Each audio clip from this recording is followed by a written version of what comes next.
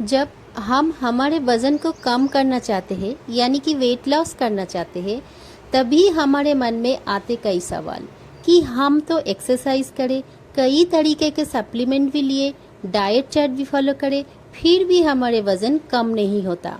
अभी हम करें तो करें क्या? हम हमारे वज़न को कैसे कम करेंगे? हम हमारा वज़न को कुछ खास प्राणायाम का अभ्यास करके भी कम कर सकते हैं। अभी आपका मन में एक सवाल जरूर आएगा कि जो वज़न हम महीनों तक एक्सरसाइज, व्यायाम, डाइट चार्ट फॉलो करके कई तरीके की सप्लीमेंट लेके कम नहीं कर पाए, वो केवल कुछ प्राणायाम करके कैसे कम होगा? तो आइए जानते हैं प्राणायाम का अभ्यास करके हम हमारा वज़न को कैसे कम कर सकते हैं। वज़न कम करने के लिए कपालभाति, अनुलोम विलोम प्राणायाम अभ्यास करना होगा।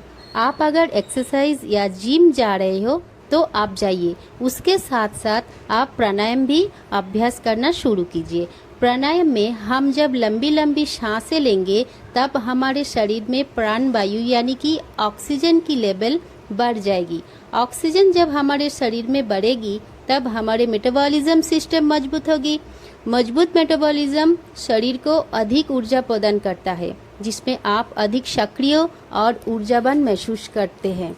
मजबूत मेटाबॉलिज्म शरीर को अधिक कैलोरी बर्न करने में मदद करता है, जिसमें वजन कम करना और वजन को नियंत्रण में रखना आसान हो जाता है। तो अब हम आगे बढ़ते हैं और जानते हैं हमको करना क्या है। आप सुबह उठकर पहले एक खुला वातावरण में आइए और जितना हो सके लंबी लंबी सांस लीजिए और सांस बाहर छोड़ते रहिए। ये अभ्यास आप टहलते हुए या बैठ के भी कर सकते हैं। इसे आपको तुरंत रिफ्रेश महसूस होगा और पूरा दिन आपका अच्छे और आनंदमय होगा और आपका शरीर का नर्वस सिस्टम भी अच्छी तरह से काम करने लगेंगे। आपको और एक बहुत ही ज़रूरी बात याद रखना है कि हम जब भी बैठेंगे सीधा होकर बैठेंगे। सीधा होकर बैठने से हमारे पोस्चर में सुधार आएंगे। जब हम सीधा होकर बैठेंगे तब सांस लंबी और पूरी तरह से ले पाएंगे और हमारे शरीर में ऑक्सीजन का संचलन अच्छी तरह से हो पाएंगे। हम जब झुक के बैठते हैं तब हमारे सांस नाली ठीक से काम नहीं कर पाते हैं, यानी कि हम लंबे लंबे सांस नहीं ले पाते।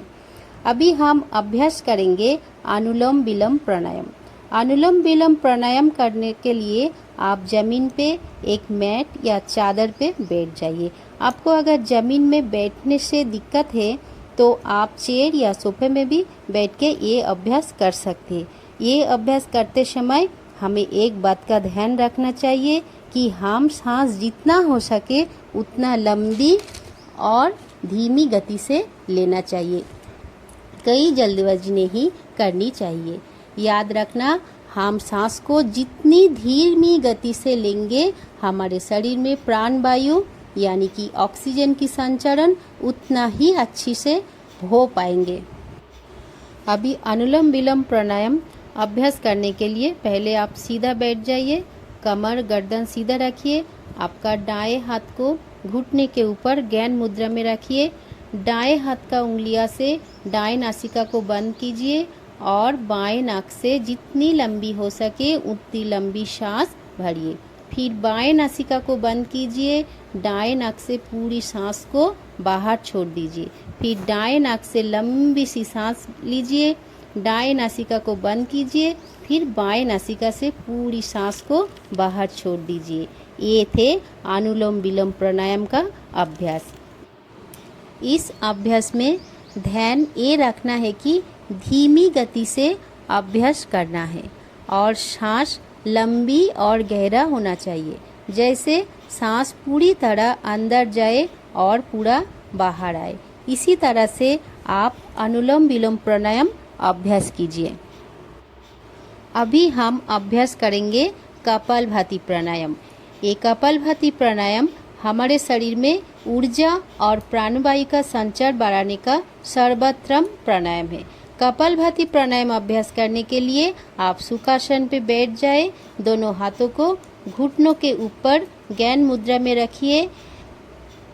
गहरा सांस भरिए, तेजी गति से सांस को बाहर छोड़ते रहिए। इस अभ्यास को आप इस तरह भी कर सकते हैं। आप सीधा बैठ जाइए, दोनों हाथों को लंबी सांस भरते हुए ऊपर उठाइए और सांस छोड़ते हुए तेजी गति से हाथ को नीचे लेकर आइए।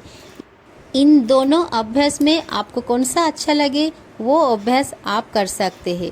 तरीका जो भी हो, हमारे उद्देश्य केवल हमारे शरीर में ऊर्जा और प्राणवायु का संचरण बढ़ाना है। प्राणवायु का संचरण हमारे शरीर में बढ़ते ही मोटापा कम होना शुरू हो जाएगी।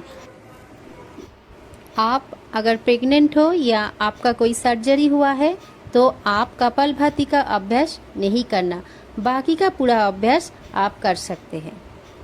तो आज के लिए इतना ही। हंसते रहिए, मुस्कुराते रहिए। फिर मिलेंगे अगली एक नए वीडियो में नए टॉपिक के साथ।